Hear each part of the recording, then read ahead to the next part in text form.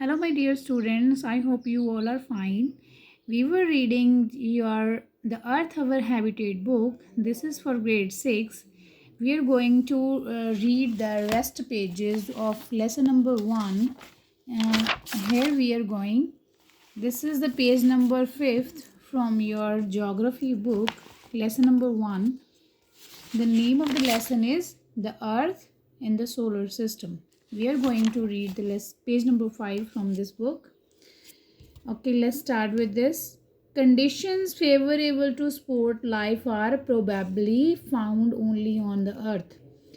जो कंडीशंस हैं, जो लाइफ को सपोर्ट करने वाली कंडीशंस हैं, वो सिर्फ अर्थ के ऊपर ही मिलती हैं. The earth is neither too hot not too cold. जो अर्थ है वो ना तो ज़्यादा गर्म है ना ही ज़्यादा ठंडी है. जो अर्थ का टेम्परेचर है वो हमारी लाइफ के लिए सपोर्टिव है. It has water and air which are very essential for our survival. जो इट हैज़ जिसके पास जो वाटर है और एयर है, इस पे अर्थ पे जो वाटर है, पानी है, जो हवा है, वो हमारे लिए बहुत ही असेंशियल है, हमारे लिए बहुत ज़रूरी है. हवा और पानी के बिना हम रह नहीं सकते. The air has life supporting gases like oxygen. Because of these reasons earth is a unique planet in the solar system. जैसे आपको पता है कि एयर में, हवा में ऑक्सीजन होती है जो हमारे ज़िंदा रहने के लिए बहुत ज़रूरी है. इसलिए रीज़न है कि जो अर्थ जो है वो एक यूनिक प्लानट है, एक अलग प्लानट है सोलर सिस्टम के अंदर. बाकी के भी ग्रह हैं सोलर सिस्टम के अंदर, पर जो अर्थ है वो एक यूनिक प्लानट है क्योंकि इस पर लाइफ पॉसिबल है. फ्रॉम द आउटर स्पेस, बाहरली स्पेस से अगर हम दूर से देखें, the earth appears blue.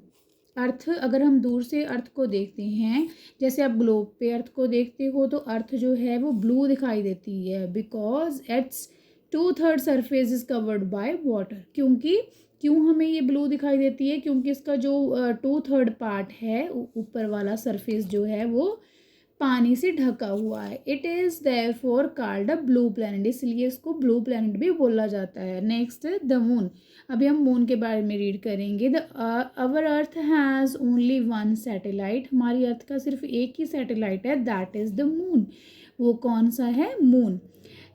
It's diameter is only 1/4 that of the अर्थ. इसका जो डायामीटर है, जो अर्थ मून का डायामीटर है वो 1/4 ही है. जैसे अर्थ है, पूरी अर्थ है, अर्थ का 4th पार्ट इसका डायामीटर है. कि मून का जो मून की जो पूरी शेप है वो कितनी है?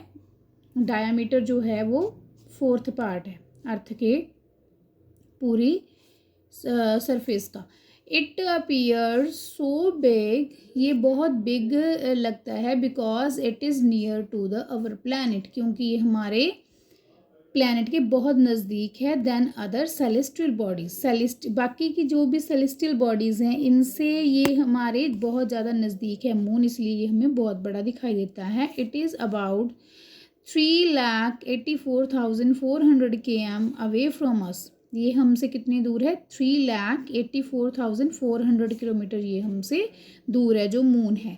Now you can compare the distance of the earth from the sun and that from the moon. अभी आप जो सूरज का डिस्टेंस है हमारी अर्थ से और मून का जो डिस्टेंस है हमारी अर्थ से, उसको आप कंपेयर कर सकते हो. The moon moves around the earth in about 27 days. जो मून है वो क्या करता है? अर्थ के अराउंड कितने डेज में चक्कर लगाता है? 27 डेज में एक चक्कर पूरा करता है जो मून है. It takes exactly the same time to complete one spin.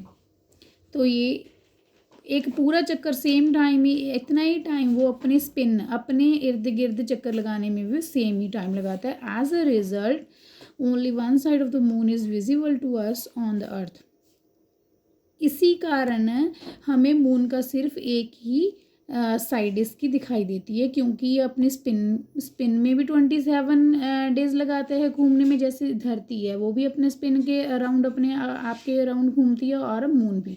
Moon एक स्पिन पूरा करने में भी 27 डेज लगाता है और अर्थ के अराउंड घूमने में भी 27 डेज लगाता है। इसलिए हमें मून का सिर्फ एक ही साइड हमें मून की दिखाई पड़ती है। The moon does not have conditions favourable for the life. जो मून है उसके ऊपर जो लाइफ है वो पॉसिबल नहीं है। It has mountains, plains and depressions on it.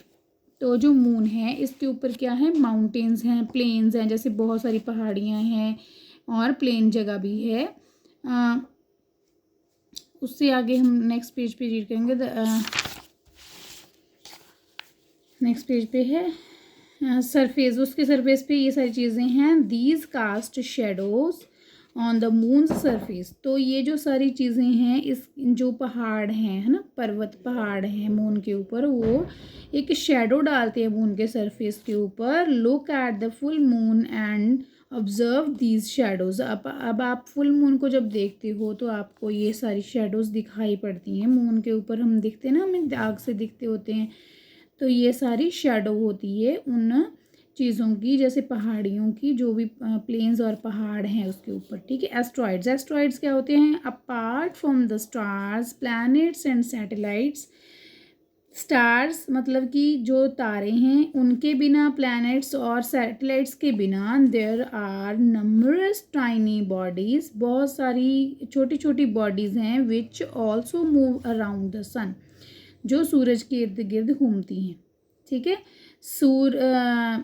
तारों के, प्लैनेट्स के और सैटेलाइट्स के बिना भी बहुत सारी छोटी छोटी बॉडीज़ हैं जो कि सूरज के इर्द गिर्द घूमती हैं। These bodies are called asteroids. उन बॉडीज़ को क्या कहा जाता है? एस्ट्रॉइड्स कहा जाता है। They are found between the orbits of Mars and Jupiter. तो वो कहाँ पे हमें दिखाई देती हैं?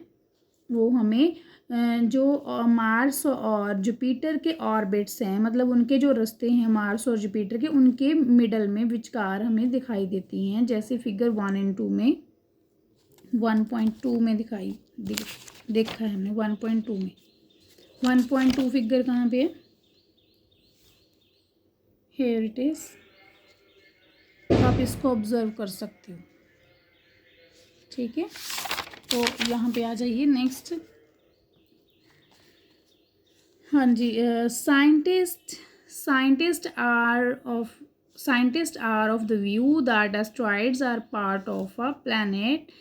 तो जो साइंटिस्ट हैं उन्होंने व्यू किया है, देखा है कि जो एस्ट्रॉइड्स हैं वो किसका पार्ट है? प्लैनेट का ही पार्ट है। विच एक्सप्लोडेड मैनी ईयर्स बैक, जो कि प्लैनेट्स का ही पार्ट हैं, जो बहुत साल पहले अलग हो गए हैं। मीटोराइड्स क्या होते हैं? The small pieces of rocks.